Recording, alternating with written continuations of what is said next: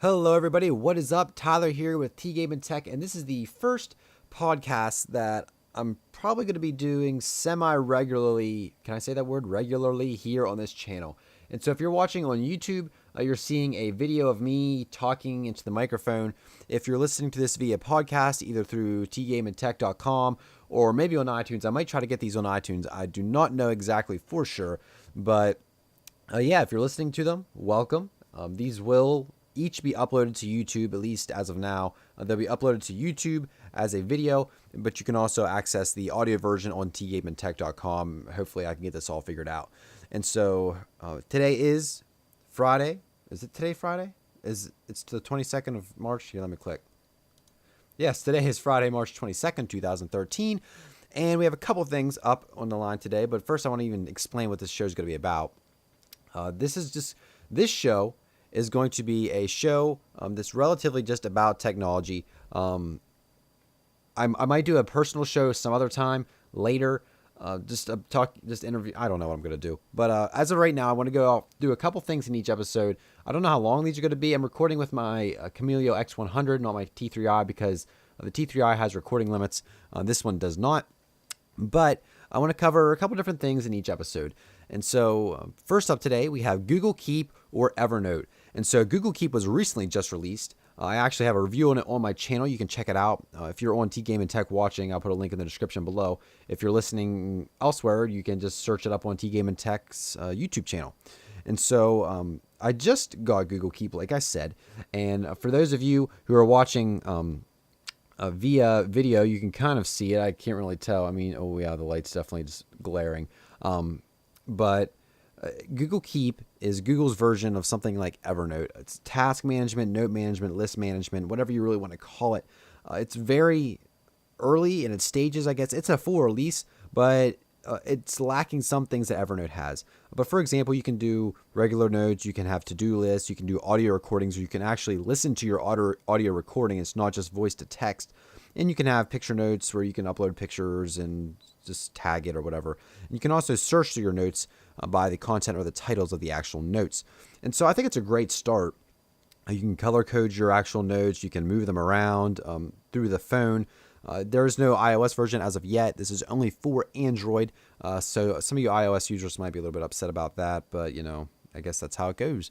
Android will take care of the Google will take care of the Android platform first.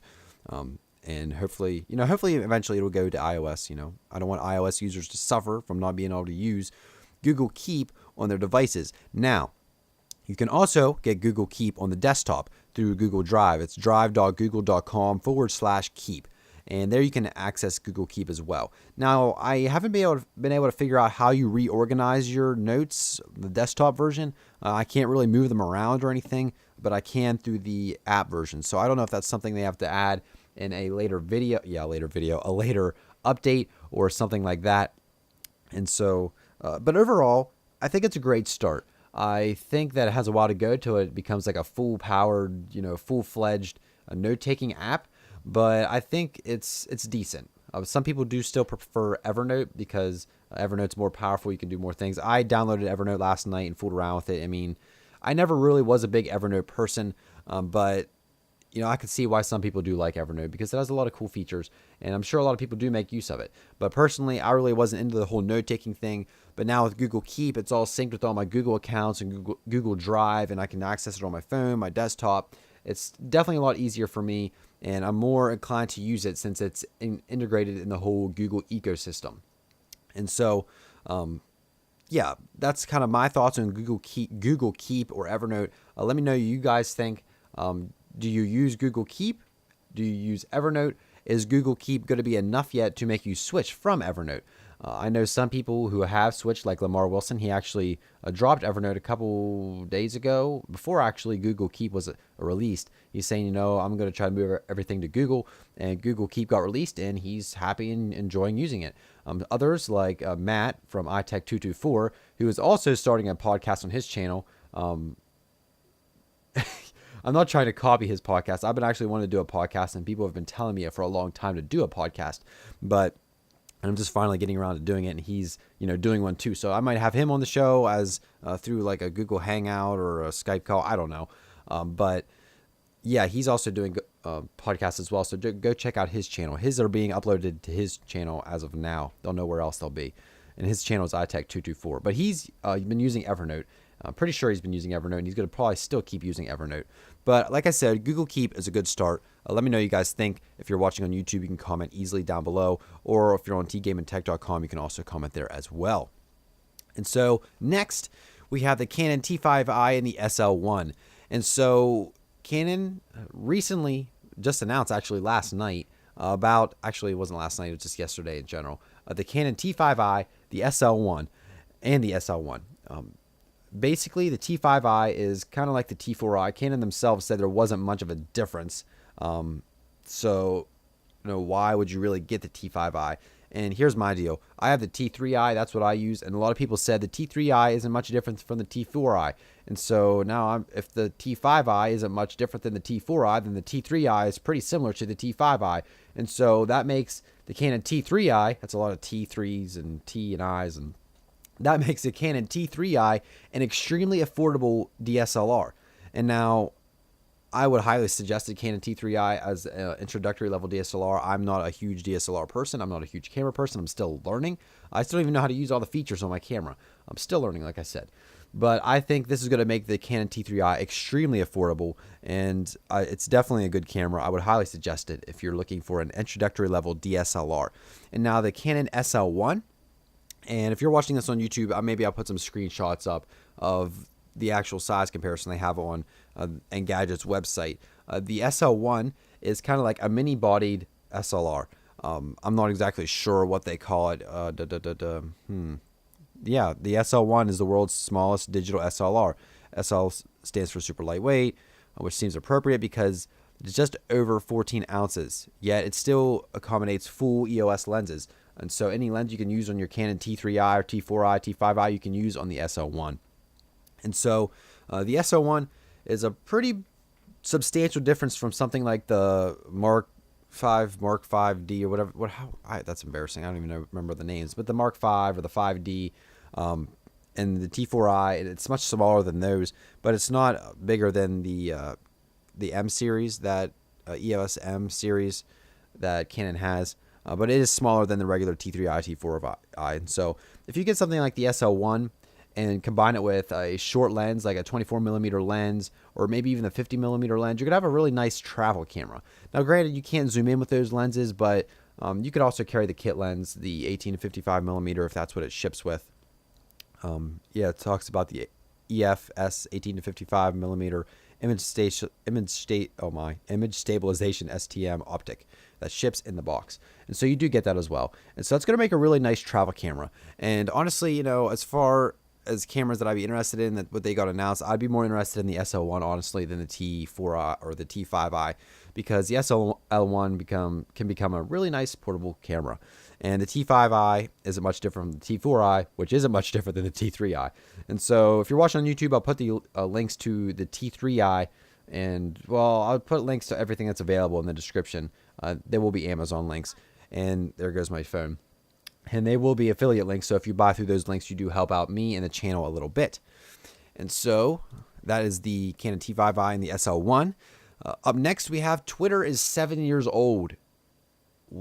Really? Like, Twitter is 7 years old? That's hard to believe. And I think a lot of people still don't understand Twitter. A lot of people think Twitter is a joke or it's just for like teenagers, but you can do a lot of great PR, a lot of great marketing through Twitter. If you have a YouTube channel, you need to have Twitter, because honestly, and I might make a video about Twitter just in general on my TGameNTech channel, that Twitter is such a powerful tool. You can get in contact with people that you normally would not be able to get in contact with. I've talked with some huge YouTubers, like MKBHD has 300,000 subscribers. I've talked to him before easily. I ask him a question, he can respond back. If you do that through YouTube, through a comment, or through the YouTube messaging system, which is absolutely terrible, you might get lost in all the mess, because you can guarantee that they're getting hundreds of messages per day flooding the YouTube inbox. And, I still miss inboxes in my YouTube inbox because it's just set up so bad. But Twitter is just a great platform to connect with others, follow people, engage with other people, share other people's content, make friends. Really important stuff that you should be doing if you're a YouTuber or a content creator, or even if you're just somebody who's in business who's not even related to YouTube. Twitter can be a great tool. You can offer discounts through Twitter if you use discount code, whatever. Now stuff like that. And so, Twitter's 7 years old. Happy birthday, Twitter. That was actually like a couple of days ago. But it's hard to believe something like Twitter is 7 years old. I feel like Twitter's still such a new thing, and it's really just finding its, area where it excels at. The amount of news you can get from tweets and the amount of things you can see through Twitter, it's become like a news source for people. And honestly, I don't really follow more news people, but I read more news on Twitter than I do like on television or on other news sites. And so Twitter has really evolved into something more than just people messaging back and forth. It has evolved into something that's much more PR based, as well as, messaging between your friends back and forth. But something that is much more serious. People are taking it much more seriously and using it to build their platform in the business world or the world of YouTube or wherever they are, doing their work. And so that's all I really have for today. I want to wrap this up by talking about podcasting. Is podcasting still a thing? And the answer to that I see is very much so. Now, personally, I'm not a big podcast person. I don't listen to a lot of podcasts, but there are those out there who really enjoy their podcasts. They listen to podcasts from iTunes all the time. They watch podcasts on YouTube. They just listen to podcasts wherever they can. They just love to consume the podcast. And now, personally, like I said, I'm not that type of person. But if somebody would gladly consume the podcast that I would create, I will gladly create the podcast. And so I've been doing some research, watching some YouTube videos, how to get podcasting set up through my WordPress page, TGameNTech.com. And I'm using a plugin called Blueberry. And I don't know if it's the best, it has good ratings, so I'm figuring, it's going to be good. And so through that, I can you can play and listen to my podcast through an HTML5 player. And if you don't have HTML5 browser, it will fall back to a Flash player, which you can use. And so I'm really looking forward to getting the podcast up on TGameNTech and getting these podcasts up on the YouTube channel out there, maybe even on iTunes. I got to submit them to iTunes. Hopefully, they're about technology and they're only going to be around 15 minutes long. So at least as of now, so I don't really know how that's going to work. But as far as time length, it's really kind of up in the air. I can make these longer. I can make these shorter.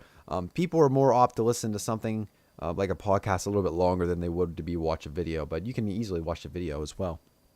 But as far as the name, still don't really know yet. I was thinking something with like the daily feed or something like that. But I'm not going to do this exactly daily. Like I'm not going to be doing this on weekends. But I might do it daily, Monday,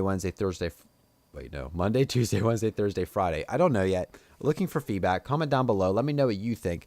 How often you like to see these, what the correct length would be. I know different people have different opinions. I got to think about, who's listening, where's the main audience at. But hey, this has been the first podcast here on TGameNTech. Actually, it's not the first. I did one not a long time ago, about Instagram and Google+. So if you search back through TGameNTech on the YouTube channel, you will see that podcast. But that's because I was too lazy to do a video that day. But this is the first kind of official beta podcast of TGameNTech. I'm still going to work on the name. Don't know what it's going to be called yet. But it's been fun. Hopefully you guys enjoyed it. Been using the Google Keep to actually look at what I'm talking about for the podcast. So, hey, I'm using Google Keep. Give me any kinds of feedback about what I've talked about the podcast in general, down in the comment section below on YouTube or on TGameNTech. If you're listening via iTunes, you can find me on all kinds of social links. I have Twitter, which is Tyler TGNT, and Facebook. You can find my Facebook page for TGameNTech, as well as Google+, YouTube channels, all that good stuff. And so that's going to wrap this one up. I need to also work on getting some intro and outro music because that would be sweet. But I don't really have a mixer that can do all that kind of stuff yet. So maybe that'll be in the future. But yeah, thank you guys so much for listening, watching if you're on YouTube. Subscribe if you're on YouTube. I don't know what you do on iTunes. Do you subscribe there as well? I'm new to the whole podcast thing. I don't know. But thank you guys so much for listening and watching. And we'll see you guys in the next podcast.